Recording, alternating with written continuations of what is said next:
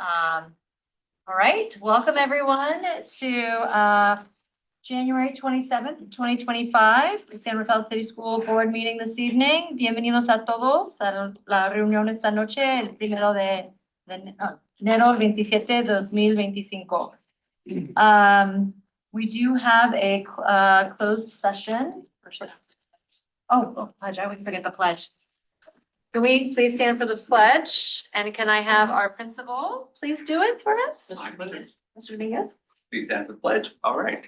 I pledge allegiance to the flag of the United States of America and to the republic for which it stands, one nation, under God, indivisible, with liberty and justice for all. I was gonna call him Jimmy, but I was like, that's not appropriate. Okay, thank you. All right. The board does have one closed session report out. Item 3.1, code 54957, public employee discipline dismissal release.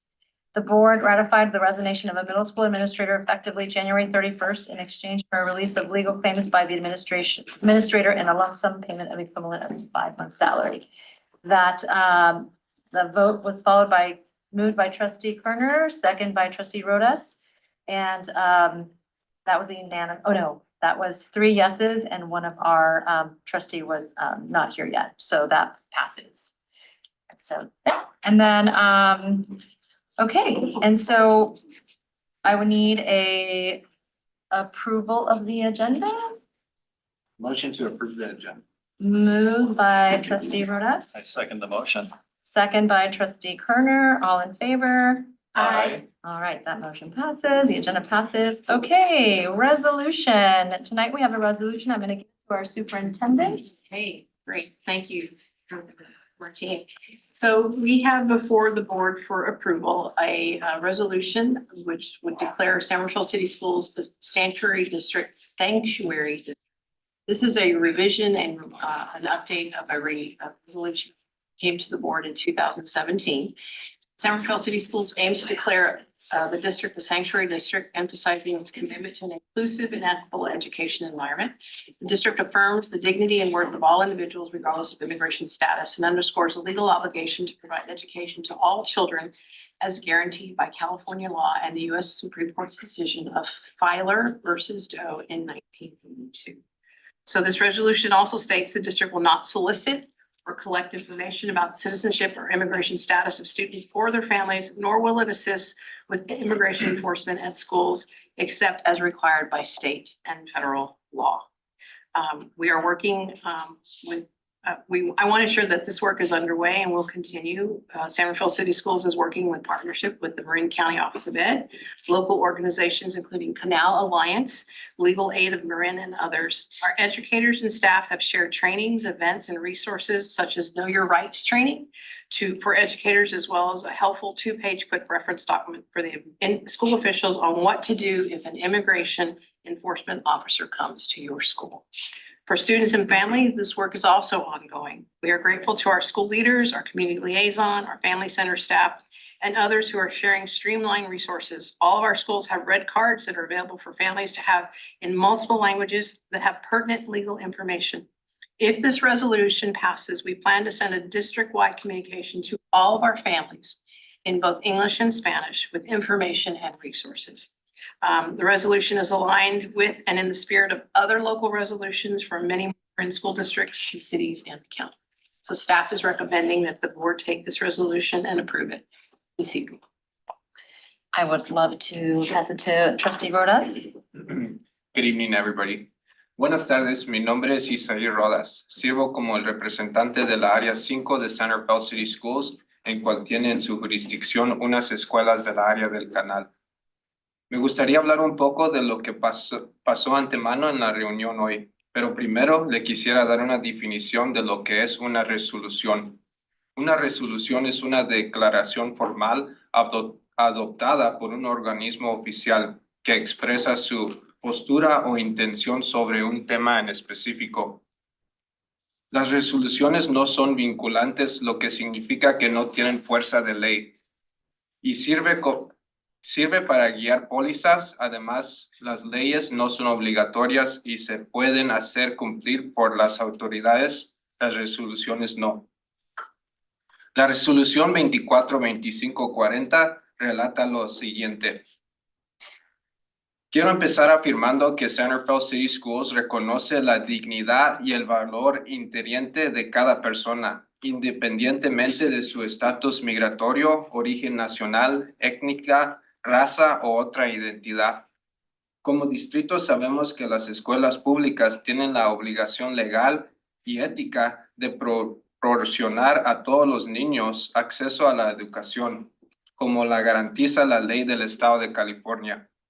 También creo firmemente, junto con Centerville City Schools Board of Education, que las actividades de aplicación de leyes migratorias y la discriminación dentro o cerca de las escuelas interrumpen el ambiente de aprendizaje y disminuye la confianza y seguridad necesaria para que los estudiantes tengan éxito académico, social y emocionalmente.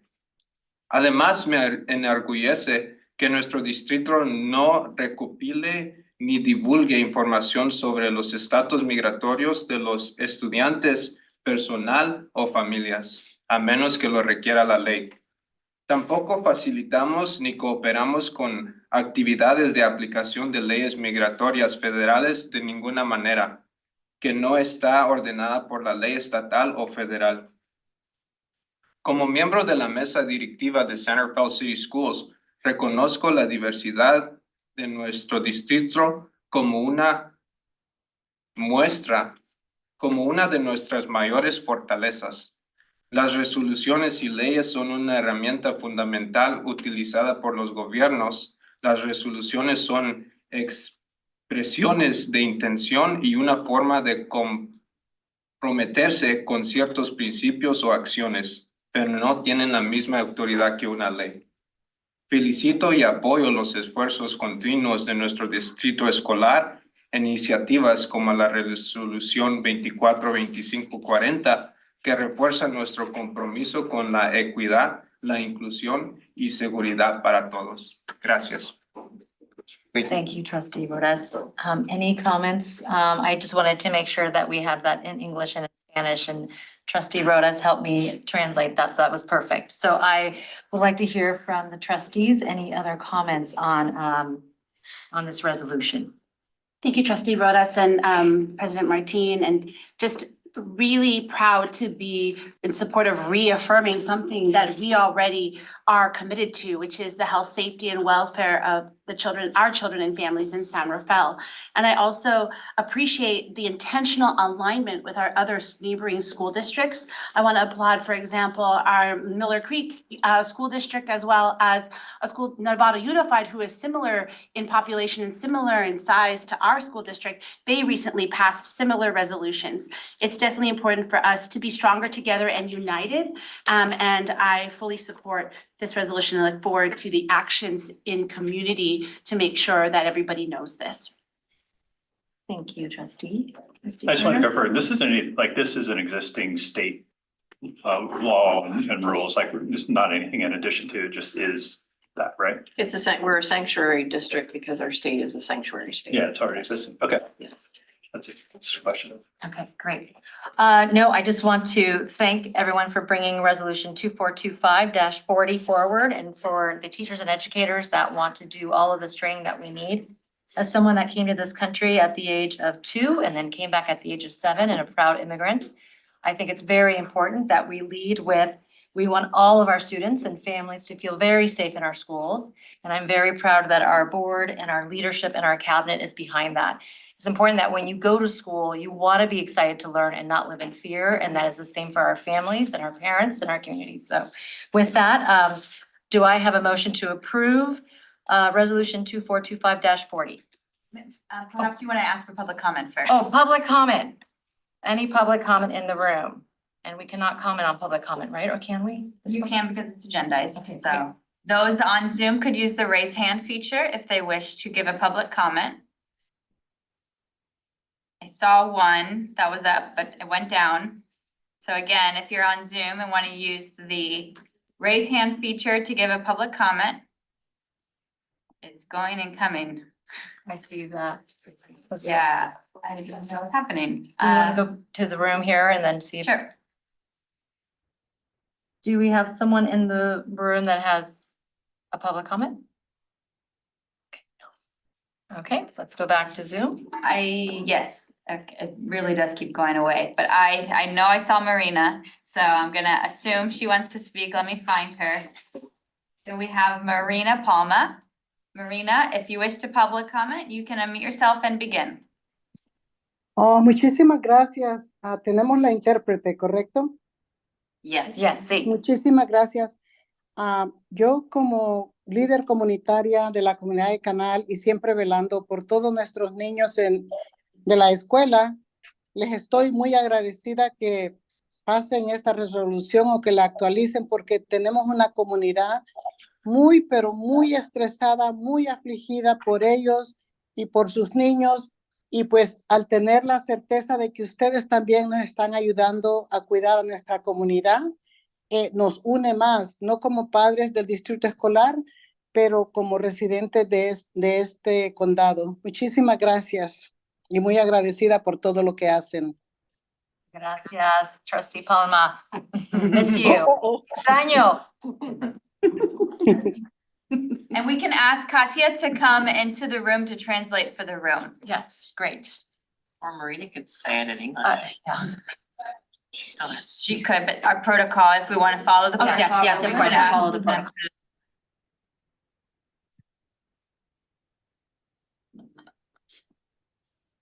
She's taking her headpiece off. Time well spent.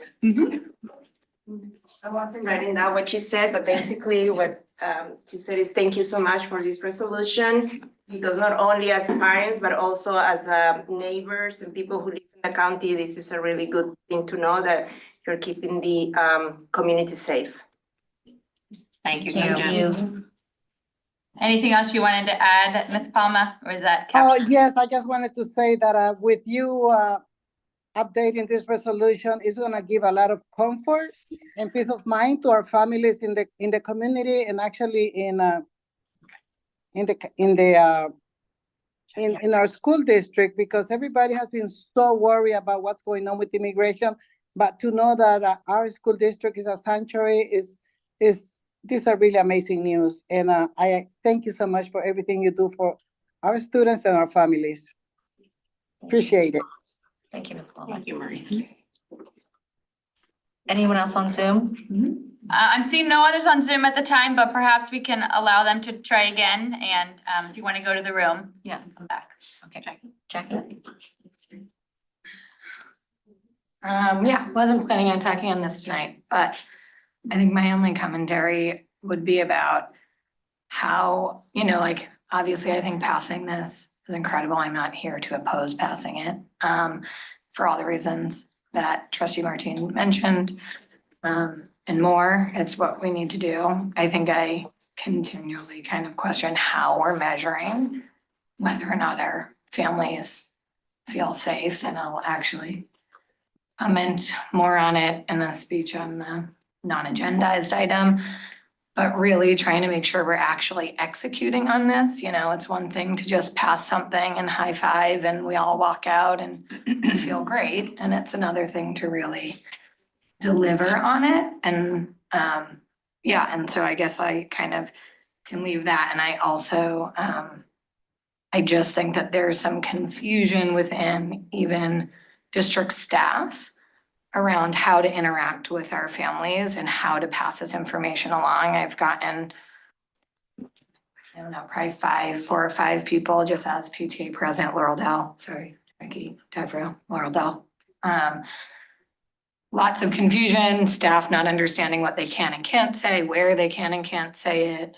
Are we providing, and I think the confusion and lack of transparency is then confusing the community as somebody who showed up to volunteer, and people don't know where can we pass out what, careful this. And I think that is creating as much confusion and fear as some other things for our community. So I think really following up on execution within the systems, when they do things.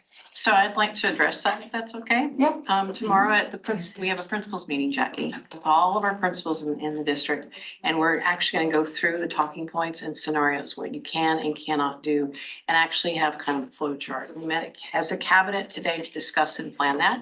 So hopefully that confusion gets cleared up. And again, I offer to you, you got my number, you let me know when something is going on that you feel that, you know, we can address. And I think just if it trickles down to the community liaisons, you know, It will. they're a critical pivot point for me. It definitely will. It will. Pepe? And sorry, Jackie, tomorrow, all the family liaisons have a training with the Alliance, Parent Service Project, committee, I'm thinking of the name, but it's a legal group out of the East Bay, sponsored through American Community Bank. It's gonna train all of our family advocates to then be able to come back to the sites and implement whatever practice is coming from them. So thank you for that. And I just wanted to echo that this is all unfolding quite quickly, right? And so we've talked about teacher training, you know, also making sure we're saying the right things and like just how you said, Jackie, not only from leadership, but also from our community liaison and just for all of us as humans to be really ready for those questions. So I know that everyone's working really quickly. Yes. So, So thank you. Thank you. And see no others on Zoom, so we'll give it one more moment. Those on Zoom, if they want to use the raise hand feature, Okay. seeing none. Okay, great. Now, do I have a motion for resolution 242540 to declare SRCS a sanctuary district? Motion to approve resolution 2425. Second. Moved by trustee Rodas, second by trustee Dignieva Marsh. All in favor? Say aye. Aye. Aye. Okay, that motion passes. Okay, now we have, thank you, everyone, so important. Now we have, I believe it's board business. Oath of office. Office. Oath of office. Here we go. Okay. So 2425 student board member representing Tierra Linda High School. You have to raise your hands. Okay. All right. Do you he has to follow what I say. Okay. I will stop and then you go. That way it's not the whole thing. Okay. Tierra Linda High School, James Zeno. Did I say that correct? Yep. Yes. Okay. Do you solemnly swear and affirm that you will support and defend the Constitution of the United States?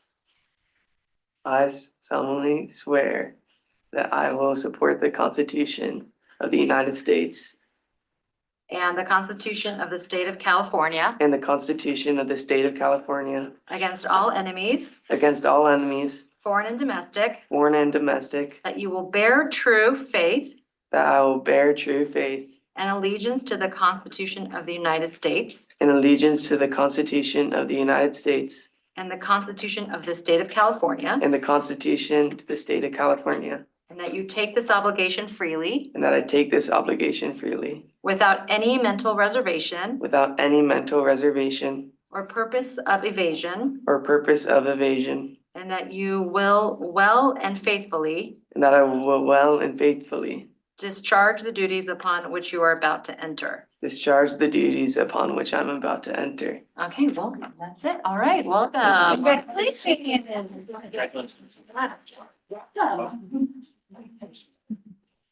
All right, Congratulations, and then it's. and then you can join over, over here. Here we go. Okay. All right, now, next we have presentations, a presentation from San Rafael High. I was gonna call him Jimmy, yeah. This is Mr. Joe Dominguez from San Rafael High School. He's here. And a school I pass every day, so. Anytime. We're good to go. Yes. Testing the clicker. Looks like we're ready to go. Hi, folks. Good evening. Thanks for having me here this evening. Members of the cabinet. The last time I was here to present on San Rafael High School was 8 months ago. It was June of the last school year. And in 8 months' time, wouldn't you know it, look at all the changes that have happened. I'm presenting to almost an entirely new board. I'm still here. I'm still here. Almost. I'm also experiencing a brand new administrative staff at San Rafael High School. We are in the midst of a political change that has a lot of our community feeling quite apprehensive and a range of emotions that we all get to navigate together, as evident by the resolution earlier tonight. But what hasn't changed that I'm excited to share is the commitment of our staff and myself to do the right work for our students. We wake up every single day excited to go to school, to do what my mom told me I had to do when I got a job, not to make money, to love where you go to work every single day, because you're there a lot more than you are anywhere else. And so I love the work that we get to do at San Rafael High School. And I love that I get to do it in a district that cares about students just as much as I do, if not more, and just as much as my staff does every single day. So with that in mind, let me remind you of a few things. Ooh. My name is Joe Ryan Dominguez. This is my 3rd year as the principal of San Rafael High School, my 16th year in public education. I used to be a math teacher and a student leadership teacher. And the reason I loved that every single day is because I was able to build relationships with individual students and help them meet their potential. And then I wanted to become a school leader or a principal so that I could find a way to systemize that for an entire campus. Because the impact or the power of one teacher can really change the lives of about 150 students a year. And I thought there has to be a way to expand this for an entire school so we can really do the right work for our students. So this year, my year 3 goals, first and foremost, a principal is only as good as their assistant principal or their team, is to acclimate my brand new administrative team to the ways of San Rafael High School, make sure that they have a good context about where we are as a campus and where we want to be in the next 6 years. The other thing I wanted to focus on this year is to work with my staff to determine how and when we're going to accomplish our school goals. Last year, we went through an entire year-long process with the WASC accreditation process. We received a 6-year accreditation with goals that we wanted to accomplish in the next 6 years. This year, I'm trying to engage with the staff to figure out how are we going to change our practices to meet those 6 years. Because we have 6 years to do what we said in that report, and we're going to do something about it. And I also wanted to prioritize individual check-ins with staff that I wanted to get to know a bit better. Our classified staff have a lot of ideas and a lot of times they're overlooked. So I really prioritize checking in with my individual classified staff members all year long so they can get to know me better and I can get to know them better so we can run a more functional campus. Okay, so that's a little bit about me and our school. If you're not aware, our school serves 1,300 students, 1,300 brilliant academics who are diverse in ideals, backgrounds, ethnicity, disabilities, and socioeconomic backgrounds. We serve 74% Latinos, 20% of our students are white, 2% are Asian, 1% are Black, and 1% are multi-ethnic. Our diversity and opinions and backgrounds and ethnicity is our greatest strength. And it is the #1 thing that we get to brag about, because when we bring so many voices and so many different backgrounds together, that only sharpens the minds of our academics for when they leave us and after they graduate in 4 years. And serving that 1,300 students are 100 staff members, over 70 teachers, 4 counselors, and 7 wellness staff all come together, like I said, every single day to do the right work for those 1,300 students in our community. Now, for a comprehensive high school, we have every program that a comprehensive high school of our size should have. We have programs that meet the needs of our students that are high achieving. We have 13 advanced placement classes and 8 honors classes. We have programs for the middle of the road students who just need the extra push, that need the motivation to see what is available to them outside of high school through the AVID program. We have specialized programs or pathways in our career and technical education academies. And we have after school enrichment opportunities in clubs and athletic teams, so we can really try to specialize the work of a large campus for each and every individual student. But now the question is, with all of these programs in place, where are we stuck? And what is keeping me up at night trying to figure out where can we make some improvements as a campus? So that's what I want to talk about today. And I want us to focus on areas where our performance is not matching our intellect, or where the data is not mirroring the dogs, if you will. Okay, gotcha a little bit. Okay. So one of the goals we talked about for the next 6 years is we're going to increase our performance on standardized assessments. Not because I love standardized assessments, but because that is a baseline from which all schools are measured, and that is something that is visible to the entire world. I fear, as someone who loves my campus, that our reputation does not match our reality. When people visit my campus, for tours, whether it be students or parents, they're blown away at the programs that you just saw on that last slide.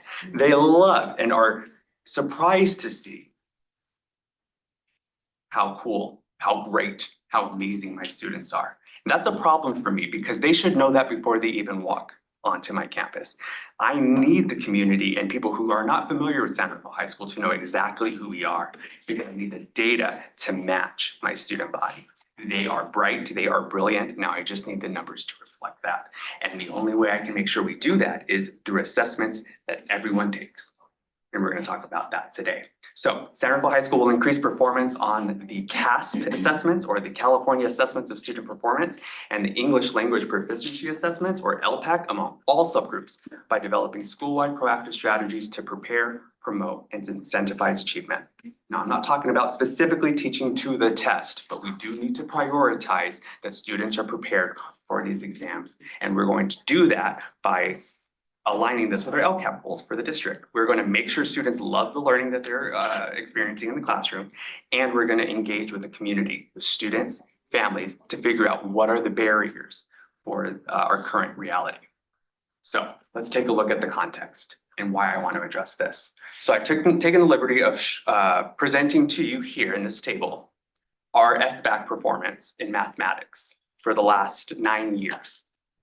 Now, the the row in red is the San Rafael High School data. That's the percentage of our students who passed the SBAC math portion.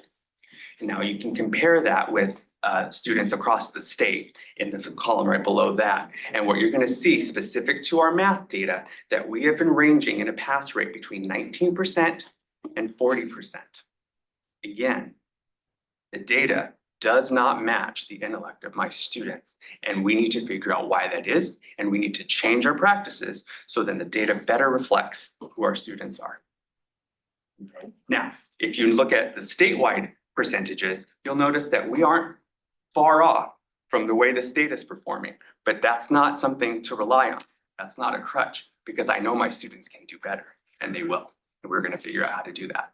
So that's the math data. Now, the performance on English language arts is better, and more times than not, it exceeds the state performance. But we're not going to rest on 55% of our students passing with a 3 or 4, because again, I know they can do better. Particularly since when I look at my AP passage rate, by the way, we are at a 70% passage rate for my AP exams. That's well above the state average. So if my students are passing AP exams and earning college credit at a rate much higher than this, that means there's an issue with maybe how we're prioritizing these assessments. And as a result, my school is not getting the reputation it deserves. So that's why we're focusing on that here today. Don't get me wrong, I'm not here to undercut my campus. My teachers work hard, they're committed. My students work hard, they're incredibly committed and kind. Now I just need, again, our reputation to match the data. Okay. The numbers aren't so good also for our English language proficiency assessment or our LPAC. If you look at the trajectory since 2019, we have a lot of work to do with the English language learners as well. We owe it to them to make sure that we are graduating our students with as much English proficiency as possible so they can be successful once they leave us. So that's our data. Here's why I think the data looks the way it does right now. Number one, we have very little exam fidelity and buy-in among all stakeholders. The truth is, there's very little stakes to the exams that I just told you. There's no graduation requirement. There's nothing that's going to be public with that exam. There's no reason for an individual student to try hard on this test. In fact, they know that. They know that they have this test coming up, and so many of them will blow it off because what's in it for them? So there's zero stakes or incentives for our students to perform at high levels. And in terms of the conversation about how your performance on the exam improves the reputation of the school and allows colleges and universities to see your high school as a rigorous academic institution, we have to do a better job as a school and as a district about publicizing that or communicating that to families and to students. So they see that even though it doesn't have a direct impact on the individual, as a collective, it sure does. We don't do any exam preparation specific to SBAC, so I'm not confident that my students go into that exam knowing what to expect on that exam. Have they practiced with the online platform that SBAC has them interact with? Same is true for the LPAC, and we need to do a better job at preparing them specifically for the type of assessment that they're going to take. There's a very little understanding among me and my staff about what's in that exam, so we need to do better at that. We need to spend some time in our staff meetings to take the tests ourselves to make sure that we understand what our students are going through. And very little advanced communication to our community. School-wide, we have very limited tier 2 opportunities for immediate interventions. Once we notice our students are struggling, there's very little time structured in our day where we get to intervene. We have 2 days that are designed for tutorial. I would argue that that is not enough. We have got to find more opportunities to help students when they're showing us that they're struggling. And that's a commitment of mine. And I've been trying to work with my staff to figure out when that is. But the next challenge that we have is fear of change. Now, that is not specific to San Rafael High School. I think all of you know that people are reluctant to change their practices because there's comfort in the status quo. The devil that you know, a lot of times is better than the devil that you don't, right? And that's not, again, specific to San Rafael High School. You saw the data across California. We're all struggling with the knowledge that we need to change our practices. But the truth is, that was a flat line for math and English. So if we're not willing to change our practices, but yet we're expecting different results the following year, we're kidding ourselves. Matos and Buffoon wrote a book, it's called It's About Time, Planning and Interventions and Extension in Secondary Schools. And they said to achieve high levels of learning for every student, schools must restructure their assumptions and practices and around the following essential outcomes. Number one, because all students do not learn the same way, develop at the same speed, or enter school with the same prior knowledge, or have the same academic supports at home, students will be provided additional time and support to achieve. It has to be embedded in the day. And number two, because a single teacher could not possibly meet the diverse needs of all of his or her students. Achieving this goal requires staff members to work collaboratively and take collective responsibility for each student's success. All 1,400 students are all of our students, and we are all responsible for their success. And it should be non-negotiable that they're going to be successful while they're on our campus. And it's not just because those two educators have said it. It's well known we cannot expect progress if we don't change our practices. In fact, I was watching Abbott Elementary School, which I love. And this was a topic, standardized testing, about 2 weeks ago on their current season. And here was the lesson from the break room. Mom sound. Isn't there some point? Thought I had it figured out. I mean, like, isn't there some point where you've just got it down? No, kid, having it down means you gotta know when to change it up. Okay. I guess I will trying something else. Switching up my methods. She was frustrated because her methods for years and years were allowing her students to perform at high rates for their standardized exam. But then this current year, her students were underperforming and she couldn't figure out why on the practice exam. And until she met with the elders and they told her, you gotta switch things up. There's no such thing as fully getting it down. You are never gonna be able to just post and things are gonna stay the same from year to year. And I would argue that's kind of the circumstances that we're in now as well. You did so good, and then it, so I will get us back in just a moment.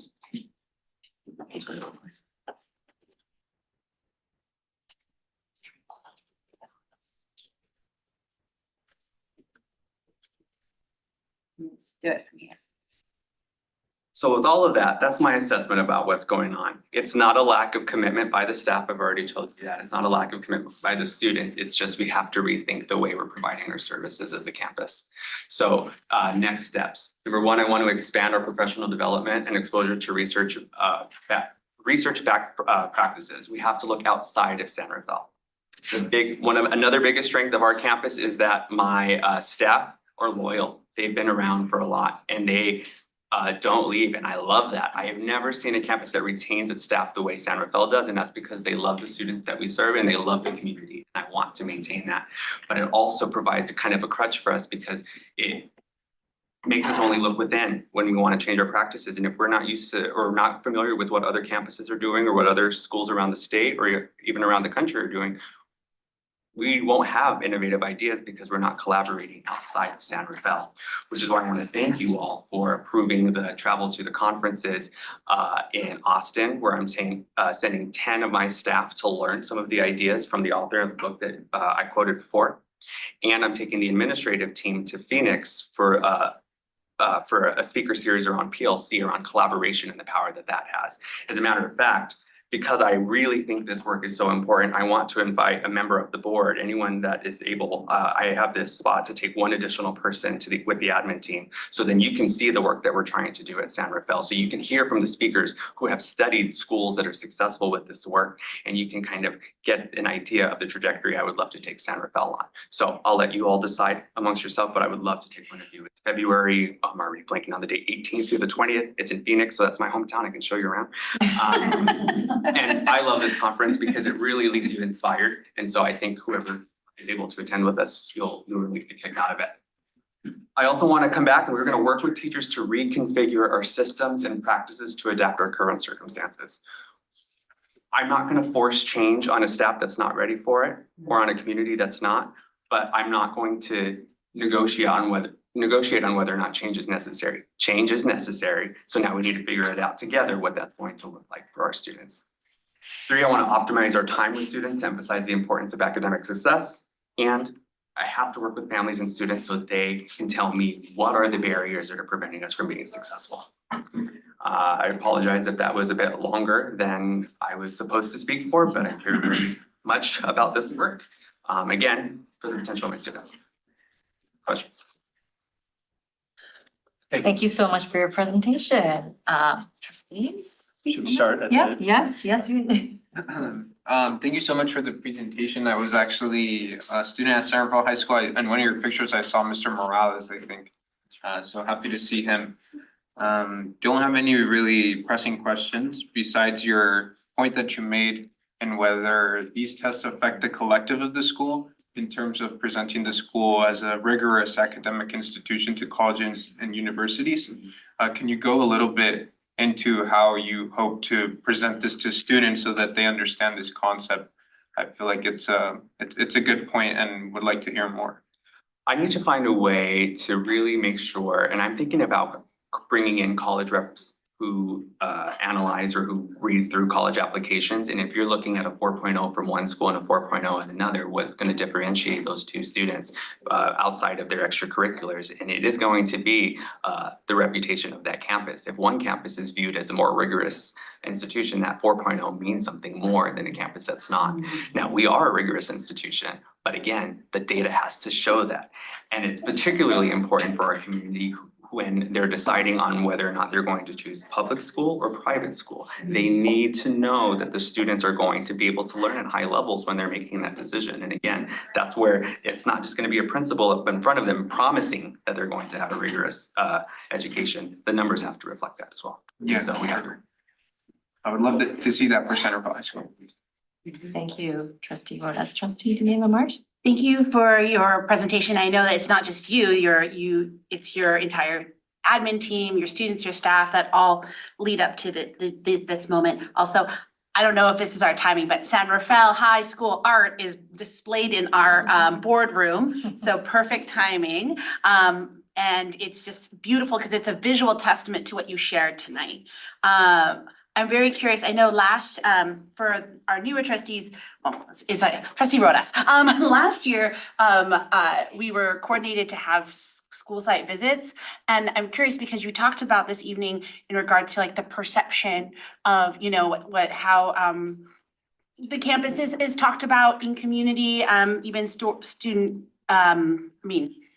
family visits to if folks want to choose San Rafael High. And so I would be interested in not a regular school site visit, but one of those high school tours. If an invitation is coming up, if you'd let us know, that would be great. I'd be I have one interested. coming up next week, so I'll make sure you get that. That'd be great to just get a variant perspective on that. But great presentation. Thank you. Thank you, trustee Daniela Marsh. Trustee Kerner? I had a question. Can you bring up the slide? I'm sorry, the slide of what the California standards are or what the averages are? Because, well, yeah, let's look at the math one first. Because I was actually surprised. Is this common across states? Because California is setting standard. It's a California standard test, right? Yes, that's right. And they're not hitting a 50%. And so is that happening in other states too, or do we know, like, what is that? I would say in Arizona, once, because that's my frame of reference too, the moment the assessment was not linked to graduation requirement, we started having the same issue where there was no more stakes in the exam itself. And do some states have it?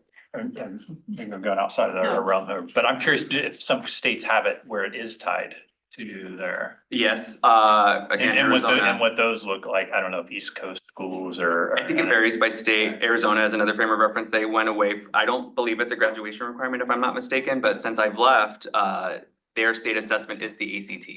And so there's some buy-in right there for the students because they're gonna be taking the ACT or the SAT anyway.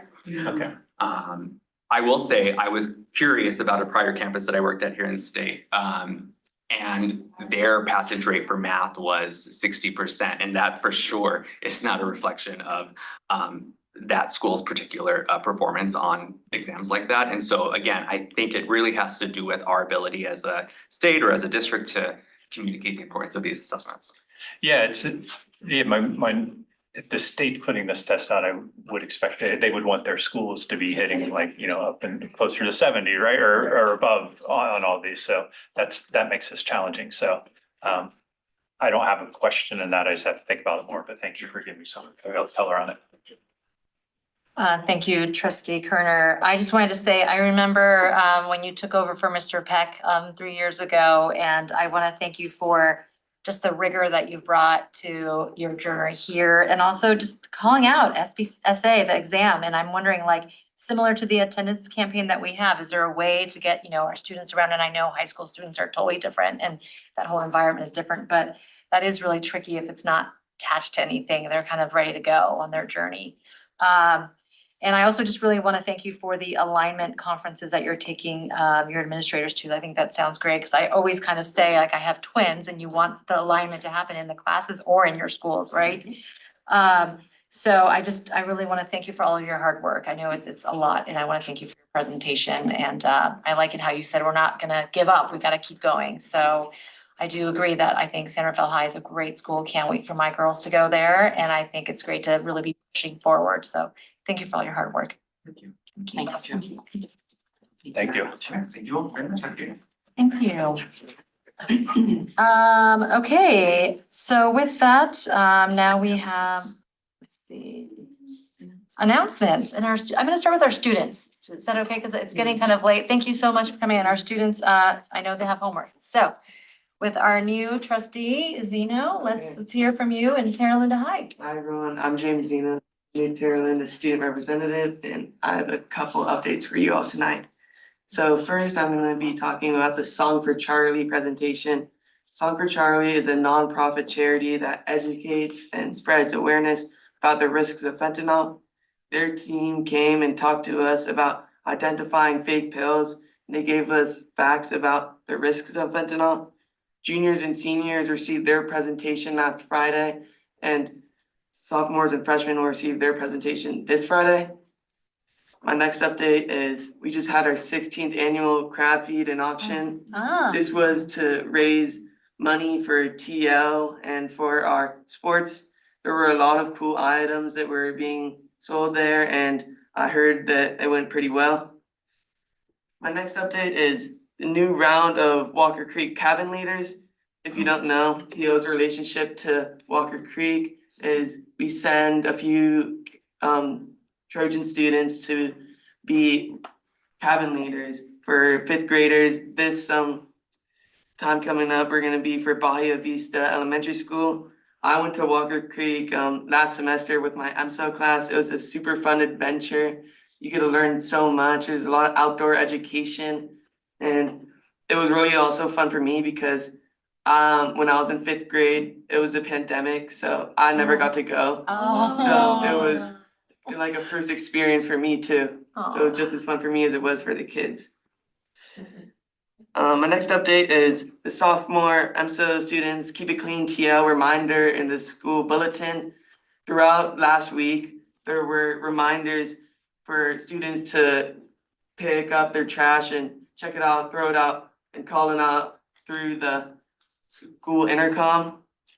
And I've seen a lot of change on campus. There's been a lot of advertising for this. We had the PSA challenge and we announced the winner, Evan Egan, and he won $100. We're gonna have a party for the PSA challenge where we're all going to show our own PSAs. I made a PSA with a couple of my friends, and that'll be on Wednesday. Our Legally Blonde spring musical is gonna take place on February 6th and 7th. Drama students have put in a lot of work for this, so be sure to show up. And my final update is Terra Linda High School won the AP Computer Science Female Diversity Award. We received this reward for our high representation of female students in our AP Comp Sci class. And Terra Linda is one of 847 schools to receive this award. Oh, wow, congratulations. Thank you, trustee Zeno. Anything else? And that's about it. Thank you. Those are great updates. Thank Thank you you. so much. All right, trustee Mercer. Hi, so all of my updates today for San Rafael High School are upcoming events that we have going on. Our chamber music concert is this Wednesday on the 29th, and it will be in theater because our comments are being taken up by the cheerleaders practicing, and their nationals will be February 13th. Yeah. We also this Friday have our crab feed fundraiser. Yes. Yes, and there will be an auction too. Next is on the day after Valentine's Day, Saturday, the 15th. We will have a Valentine's Day dance for our special ed program. So ASB is working on setting that up and getting all the decorations in order. We also have our spring musical going on and our auditions just completed. We're going to be doing Wizard of Oz. Oh. And there's no official date for it to happen, but it will be sometime in late March.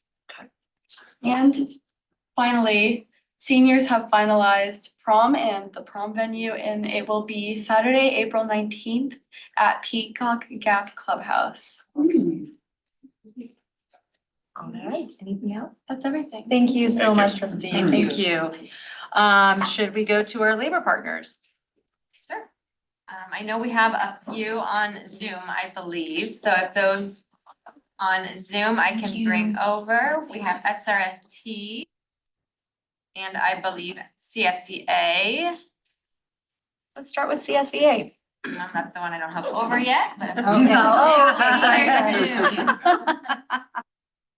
They keep popping around. There she goes. Thank you, Sophie. Thank you.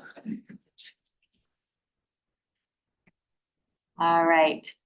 We have Donnie Joe with us this time from CSEA. So Donnie, if you, in a moment, you should be able to unmute yourself and start your video and begin. She should be here just momentarily. It looks like you're not connected to the audio, Donnie, perhaps? Now you should be. So now you should be able to unmute yourself and start your video. Lisa is there with SRFT if you would like to. Sounds great. She's here. Yeah. Lisa, you're on if you want to unmute yourself and begin. Sure thing. Thank you, guys. Hello, hello. Thank you for being here this evening. My name is Lisa Crawford. For those of you who don't know me, I am the SRFT secretary and an educator at Terra Linda High School. I'm currently teaching sophomore English and AP Language and Composition. I'd first like to thank the superintendent and the board for designating San Rafael City Schools as a sanctuary district. This is a powerful, positive statement of support for our immigrant students and their families. SRFT deeply appreciates the commitment to creating a safe and inclusive environment for all our students. We would, however, like to bring to your attention a critical need for training and resources related to those immigrant issues. Although, as mentioned earlier, Superintendent Giles seems to be on that page, right? Has a plan with the principals to start implementing tomorrow, which is great. Because currently our members have not received any formal guidance on how to address these issues, nor have teachers at the high school level been given access, right, to red cards or informational posters. Specifically, we would like training on what we can and cannot say to ICE agents. I went to the MCOE. I found that very, very helpful. How to recognize a valid warrant and what resources are appropriate to offer our students and where to direct students, who come to us with concerns about their own or their family's immigration status. In light of this, we respectfully request some more time be allocated at all 3 high school sites for training from site or district administration, community liaisons, or external organizations, such as the Canal Community Alliance, who really are, have expertise on these issues and resources. We would also like to suggest that there's some outreach and training directly to our immigrants, students, and families to provide valuable information, and equally important, to demonstrate to them that their school, that we are on their side and we are here to support them, regardless of their immigration status, and we will do everything in our power to keep them safe. However, we need to also train our members to protect themselves. In the same vein of keeping students safe, it is time. We really need to talk about technology, distractions, access, and equity, especially in a time of AI. One critical step that we propose is the adoption of a policy requiring students to use only district issued devices while in the classroom, and to limit personal device access to district network to only adults, guests, and students with approved accommodations that can not be supported on a district device.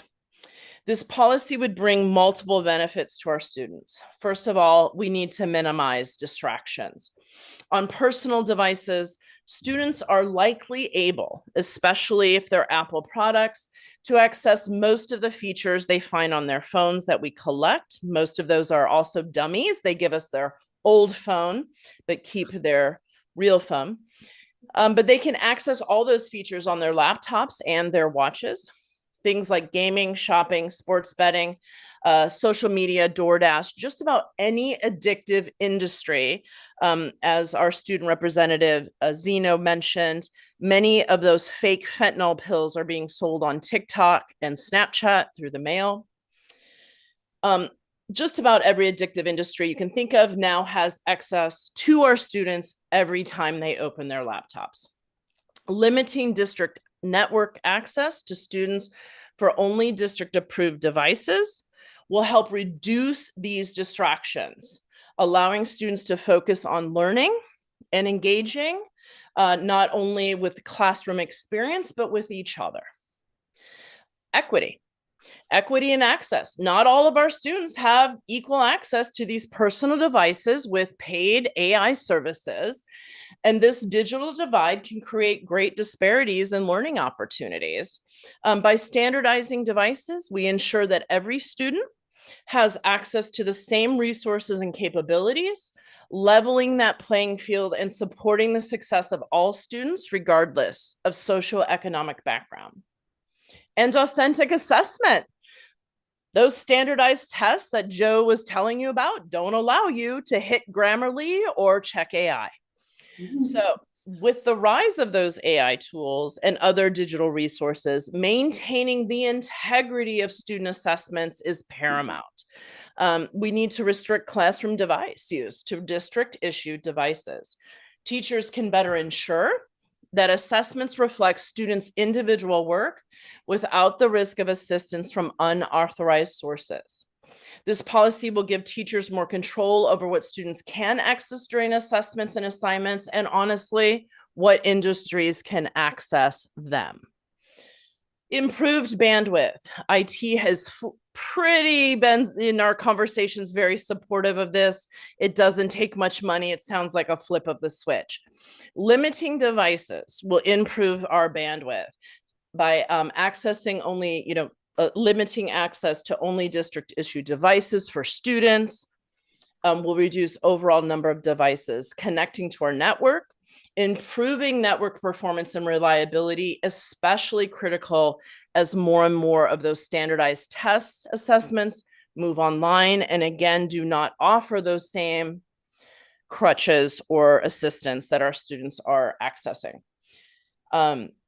So thank you. I'm so excited to see my students there and all the good work they're doing. We need to support them and save them, especially from industries that are chomping at the bit to get to them earlier and earlier and earlier.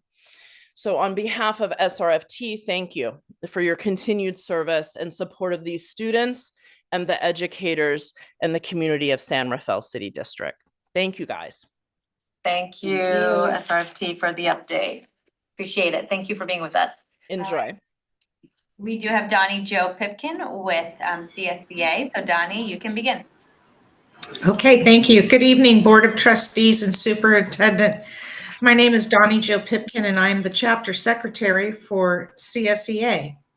Our negotiating team is looking forward to working with the district once negotiations start. Our membership will be presented with our Sunshine proposal to be voted on this Wednesday at our chapter meeting. If approved, CSEA will be submitting the Sunshine proposal to Darlene Avalos by Thursday morning. CSEA would also like to let the board know how much we appreciate the resolution that was brought forward to declare San Rafael City Schools District a sanctuary district. Our leadership looks forward to working with the district on making sure all of our students and families feel safe when they are at our schools. As a reminder, our classified staff are the front lines at the sites and will most likely then not be the first contact if anyone were to come onto our campuses.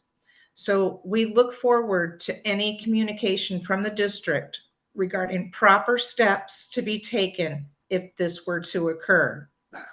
We understand that the information will be changing frequently, so we look forward to receiving this information on a consistent basis.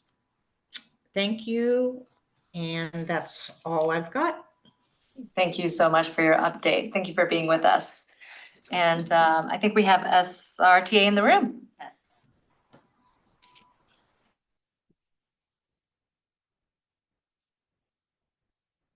Hello, second time up here. Woo. All right, yeah. All right, so good evening, Board of Trustees, Superintendents, GEOs, and Giselle's. I'm Jamie Solis, third grade teacher at San Pedro and SRTA treasurer, representing our early intervention through eighth grade educators. This evening, San Rafael Teachers Association leadership would like to share some bargaining updates. First, last Wednesday, January 22nd, the SRTA bargaining team and SRCS bargaining teams met where SRTA shared their initial proposal, including a proposed 8% salary increase across all steps and columns, and an increase in the district contribution to healthcare across all tiers, given the 3 million surplus in the budget last year. SRTA also proposed an increase to various stipends at the 8% increase rate, a variety of changes in Article 3 work year/hours, including an increase in prep time for TK through 5th educators, a reduction in administrator directed time built into the 7-period day, a reduction in non-instructional duty hours, and a rebalancing of Wednesday early release time, including providing time for members to complete forms and required trainings. Adjustments to language in Article 4 pertaining to involuntary transfers. We are pleased that the district and SRTA were able to come to 3 tentative agreements at the table that day. Article 1, recognition, Article 7, safety, and Article 15, term.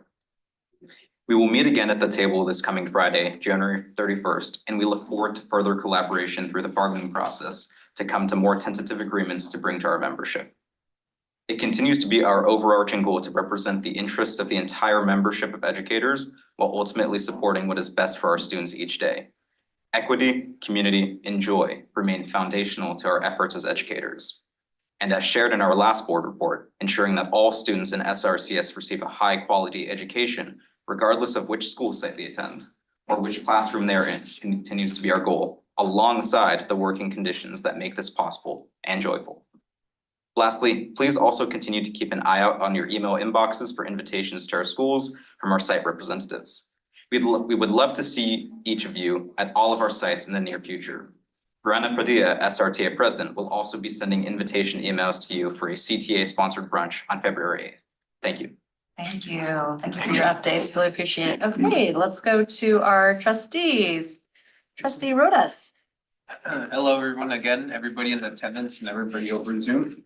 A few weeks ago, I participated on a youth-led discussion panel hosted by the Marin Multicultural Center outside of my role as San Rafael City School Board Trustee with Marin County officials, City of San Rafael officials, and local school officials in attendance.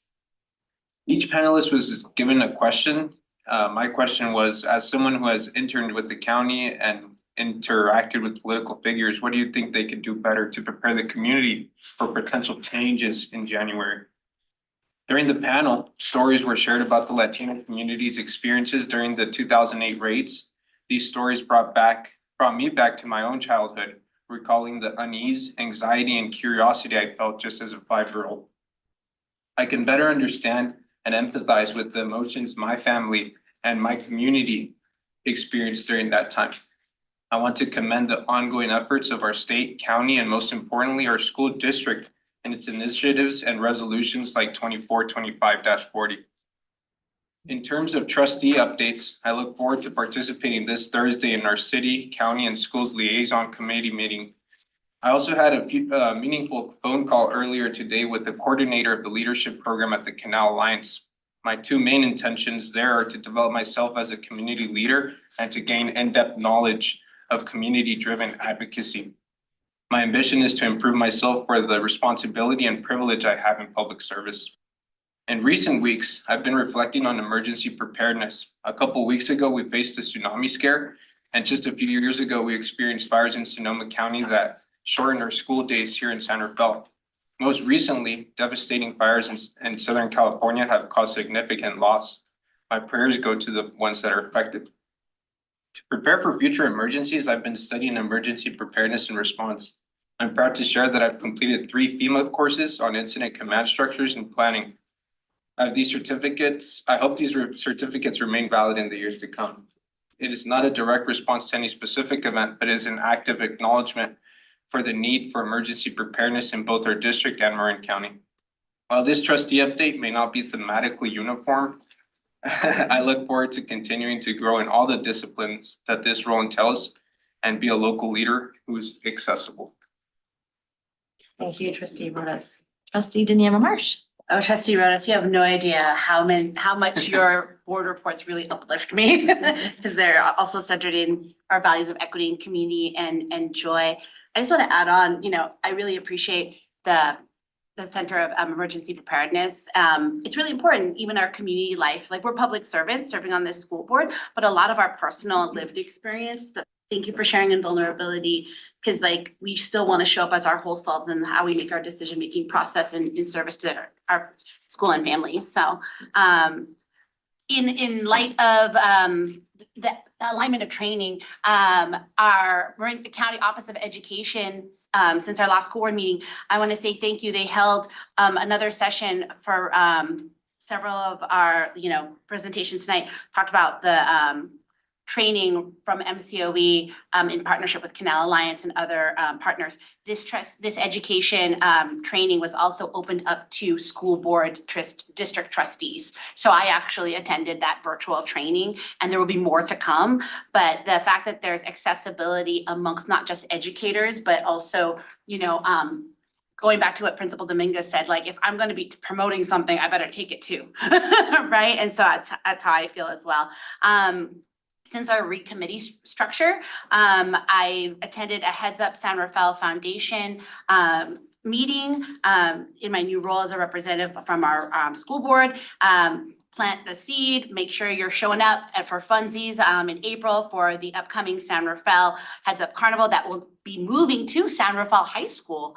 Moving back to San Rafael High School, that is. I learned that history point. Attended a Golden Bell Committee meeting. And if you're not familiar with Golden Bell, that is the annual celebration of our certified and all of our educators and staff in our school districts, an opportunity to celebrate them.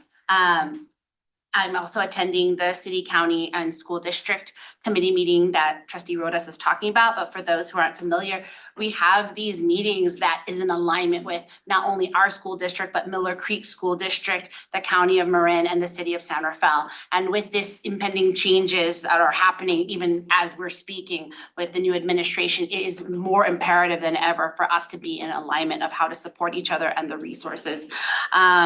And then finally, my last two committee meetings, our culture, SRCS committee, culture, equity, and belonging, the kickoff. That was a really exciting meeting last week. So I'm really thankful for the diversity of the representation of educators and staff and the parents, and looking forward to participating.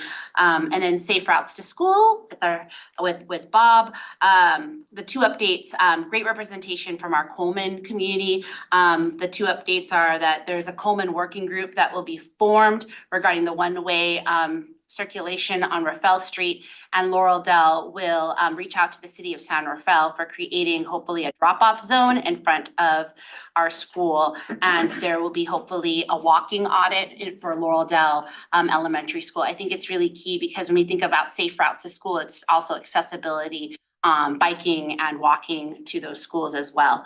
The last bit is in the spirit of community. I wish our student trustees were still here. I wanted to applaud San Rafael High School and Terra Linda High School and their Asian student unions for hosting their first unified Lunar New Year celebration this coming Thursday from 5 to 6:30 p.m. at Terra Linda High School in the Student Commons area. And what's neat is that it's open to all community and organizations, and it's the first of its kind to really unify those two groups. So kudos to those student leaders. And it's free with music and crafts, because Lunar New Year isn't just Chinese New Year, Korean New Year. It's actually a celebration of different cultural Asian traditions. And so they'll be showcasing that this coming Thursday. So if you're able to come, please do. Marin Teen Girl Conference, a lot of our SRCS students are actually Marin Teen Girl ambassadors. And this is a conference that's created by young women for their peers, 8th to 12th graders. So the registration is free and it's open on marinteengirls.org. But if you are at a San Rafael City school, you have an ambassador, so feel free to reach out to them. And what's great is that there is a bilingual track this year. So students who want to participate in Spanish can. And it's a free conference on Sunday, March 2nd. At MBC Suites. And then finally, Youth and Arts is showcasing their 34th annual Rising Stars Marin County High School Art Show. And it's kicking off this February 8th from 2 to 4 p.m. at the Youth and Arts Gallery in downtown San Rafael. And it's cool because this exhibit will be in display until April 11th. And it's featuring, again, San Rafael and Terra Linda High School rising artists. And that is the end of my report. Great, thank you, trustee Nema March. Okay, trustee Vice President, trustee Career. Yeah, so first of all, I want to acknowledge something that I haven't had a chance to respond to this week in regard to class visits. I got an invitation from Bahia Vista to visit their classes, and I will make that happen too. I've been a little bit behind on my visits at Terra Linda as well. I've been in a work project that has been disrupting my day schedule, but that's ending soon. So I will be able to pick that up again. And I just want to acknowledge, because I didn't respond to that email, if anyone is listening, I did get that. I will get back to you. So thank you for the invitation. I continue to work and do some research on how we can get digital literacy and financial literacy into our schools more. That's just ongoing research. I also want to recognize tonight the concept about limiting devices. That really piqued my interest of the concerns that come with that. I thought we did a great job by limiting the phones, and then there's all kinds of games around the phones, and then The fact that there are personal devices, there are distractions. I would love to work on that and find a way to help make that so that it's not a distraction in the classrooms. Because I agree, you want to be able to control the room and have the content in the classroom potentially be more analog because of AI tools they'll have at home. So I'll leave it at that. Thank you. Those are my updates. Okay, thank you, trustee Kerner. I want to echo what trustee Kerner said. I have received some emails not only about school visits, but I'm just a little behind on those. And also I want to thank the parents that have reached out about making sure our students and families are safe.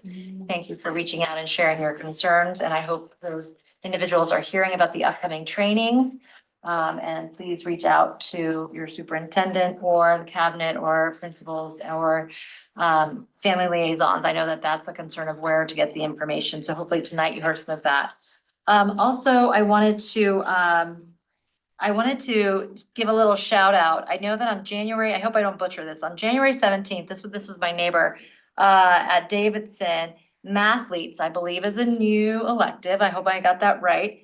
And I believe Jagger, Sabrina, Gio, Ashton or Ashlyn, Alina, and I think took it by storm. And I think back to Mr. Dominguez saying, like, let's celebrate our success and let's the data show our success. And I think this is the first time in a while. So thanks to Mr. Alex I'm gonna butcher the last name. Yes, yes. And I think it's Mr. Tracy. I heard that there was like a massive cheer. I read the email, I saw the excitement, and I just want to celebrate success of our students. And I think it's just such a proud moment to unify and a new elective, so Mathletes.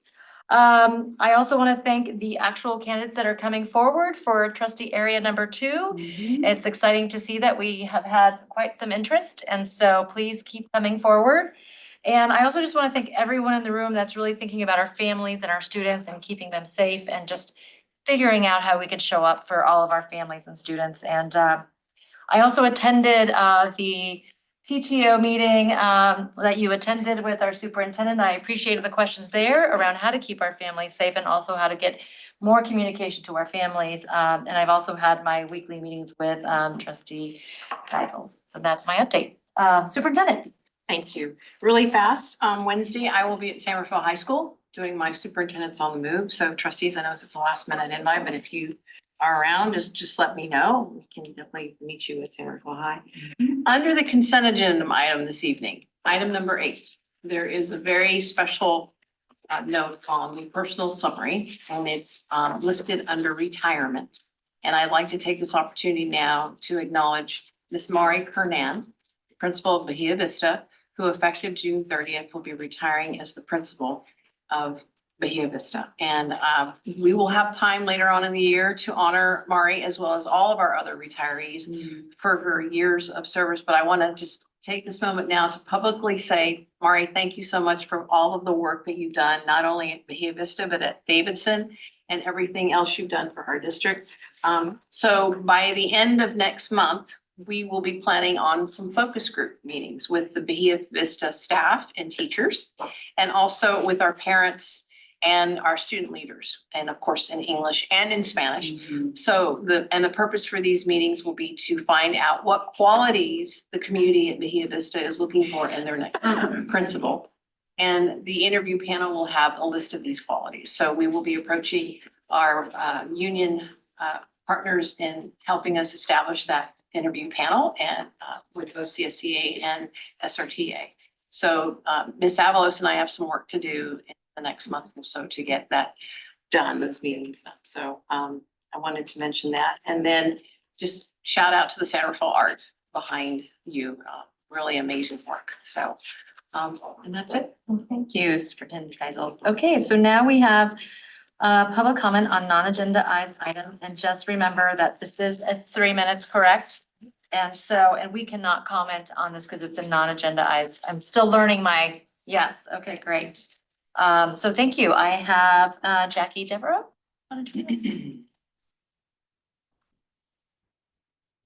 Got some copies I can leave on my way out. Okay, because the 3 minutes is tough, so I talk fast. All right.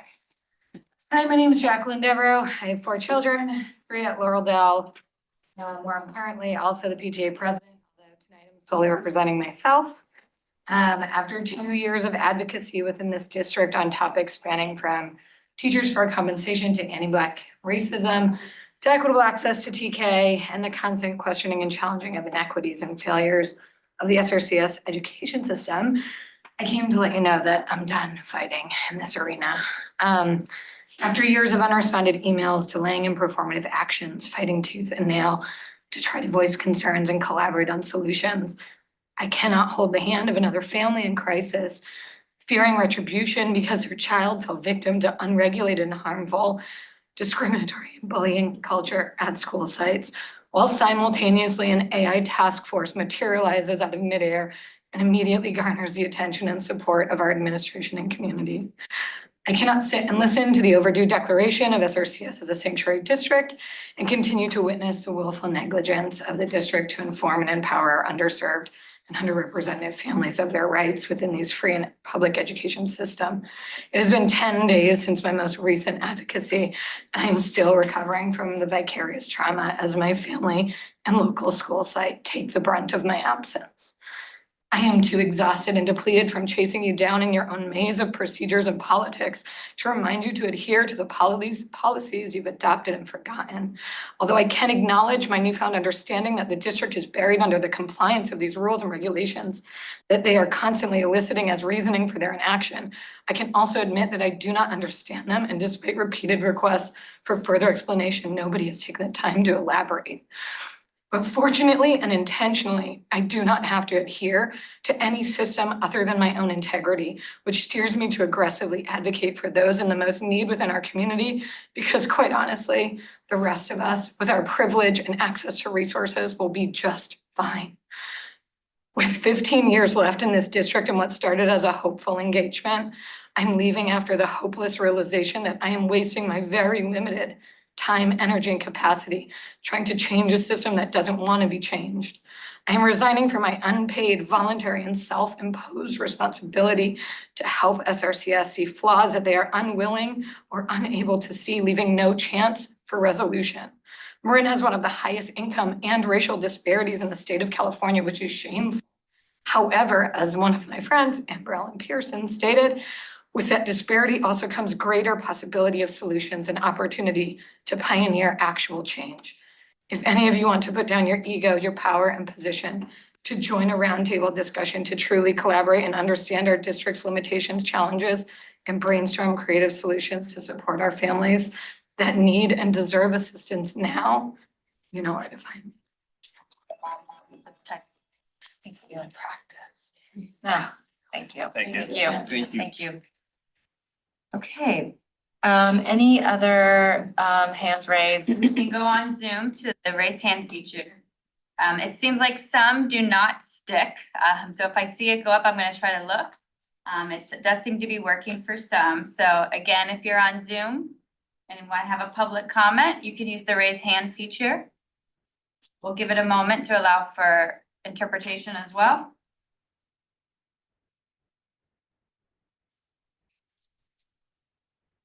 Seeing none. Okay, thank you so much. We will now move to approval of the consent agenda. Does anyone have anything to pull or anything to discuss? I had a couple of questions on 6. I wanted to.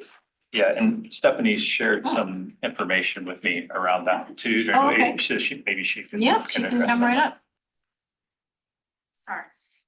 Sorry, I cut you off guard. It's okay.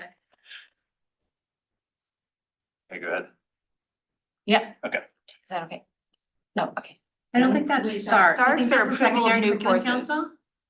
On item 6 is the Sorry. ESD HSC approval of new courses. Oh, that's high school. That's high school So discharge. you sent me a document. I sent you some things from Oh. Michelle last week. Yes. 2 weeks Ceci ago. was out. Yes. Yeah, Yes. right. Okay, Yes. well, so anyone Yeah, yeah. anyone can answer this. Yeah. Sorry, I was trying, Okay, I because was- that document, I wanted to understand how to read. So thank you for sending it, first of all, because it's helpful. I see all the books that we have.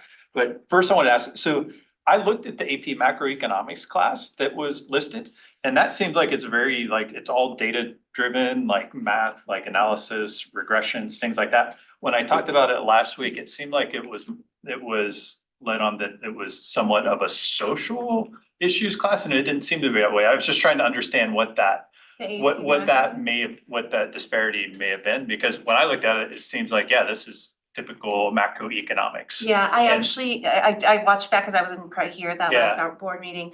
And I know that the actual course description was shared with you, and I think Lauren Inman may had mentioned that those courses are actually based off of College Board curriculum. Yeah, So it is a little more, I think, less of like the social impact and yeah, I more must of have just- raised my question wrong to her, because Yeah, I or felt like maybe- I led her into saying that it's more of a social a class than Yeah, data-driven. it's So, more around national income, price level determination, probably with the description you read, which is more kind of global economics or well, or just macroeconomics. understanding it by the numbers, right? And I guess the follow-up question is, or am I missing something from that description that comes from the college AP course that Lauren knew No, about? I mean, one of the advantages of, quite honestly, the AP courses is they're already predetermined. Baked. The curriculum's done, that's why we send teachers to get trained so that they can actually be certified to teach the AP courses. So that's when we're not really necessarily creating curriculum around, because we're basically purchasing and delivering the curriculum that's already been approved by the College Board. Okay, that was my question on that, so That's easy thank one. you. And then, sorry, on the novels and the books, that showed like where Terra Linda uses them, where San Rafael uses them, where the other schools had a whole list.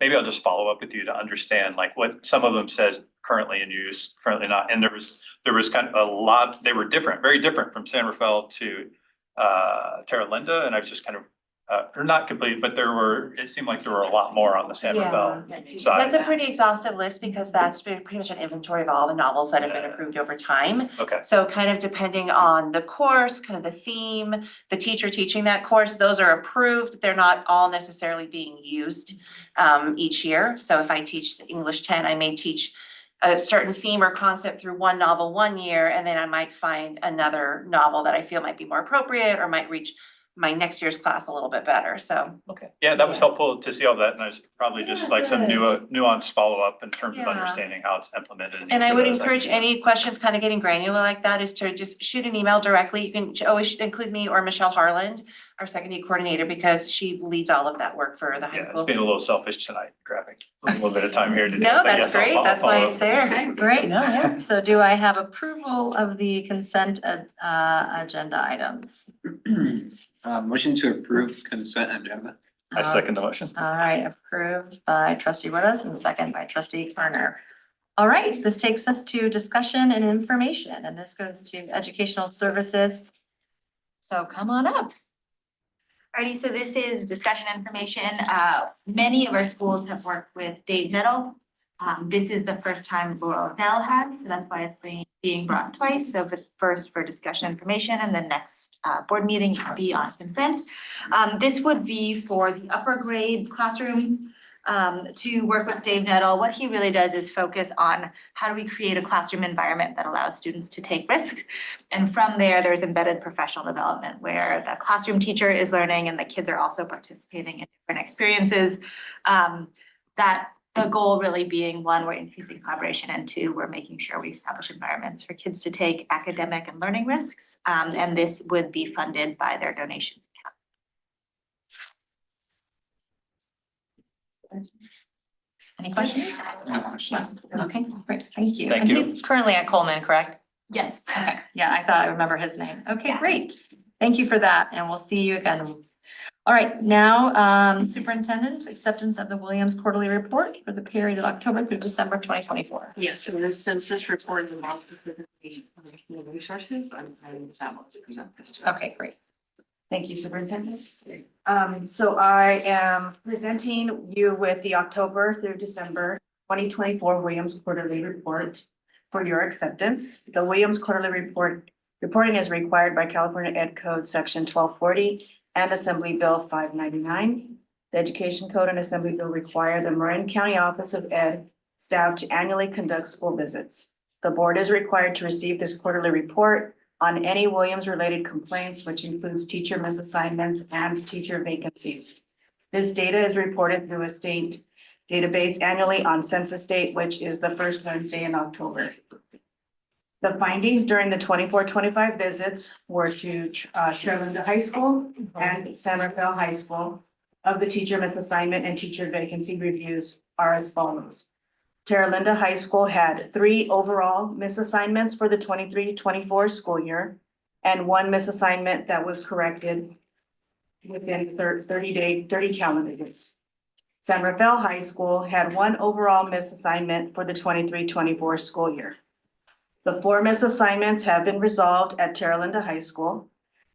San Rafael High School has 1 unresolved misassignment, which is for 2 CTE classes where the teacher is currently acquiring an English learner authorization through clearing his CTE credential for the construction pathway. This teacher is part-time and this is their only assignment at San Rafael City Schools. San Rafael High School, excuse me. So we are requesting your approval of this. Any questions? Any questions? Any questions? No question. No question. No questions, okay. I think I need a motion. Motion to approve. Second, moved by trustee Kerr, second by Daniela March. All right. Oh, all in favor? Aye. All right, that motion passes. There we are. Thank you, Okay. Riley. All right, second, discussion action, business services. Oh, I love this. All right, we have Mr. Martin. Yeah, we have one donation this evening to Terralinda High School Okay. from the Ferrari Owners Club, What? Wow. which I am not a member. Nor You just am play I. one on TV. No, it existed, but okay. But there is a club, the Ferrari Owners Club, and they are donating to the auto shop at Terralinda High School. Oh, wow. Donation of $300. So Okay. Oh. appreciate the Ferrari Owners Club, and I know it's going to, I love all the CTE programs. I know you all do Yes, too. So yeah. anything we can do to support them. And there's a lot of support for those out in the community, specifically among the Ferrari owners in the area. Yeah, that's right. Well, thank you. Thank you for that. All right. Do I have a motion to approve? Motion to approve the donation. All right. Second. I'm sorry. Yeah. Second the motion. All right, moved by trustee, Rhoda, second by trustee Kerner. That motion, all in favor? Aye. That motion passes. All right. And before we adjourn for the evening, I want to remind the trustees that the regular board meeting on February 10th will start at 4 p.m. Yes. We'll be interviewing the trustee area 2 candidates. Okay, all right, 4 p.m.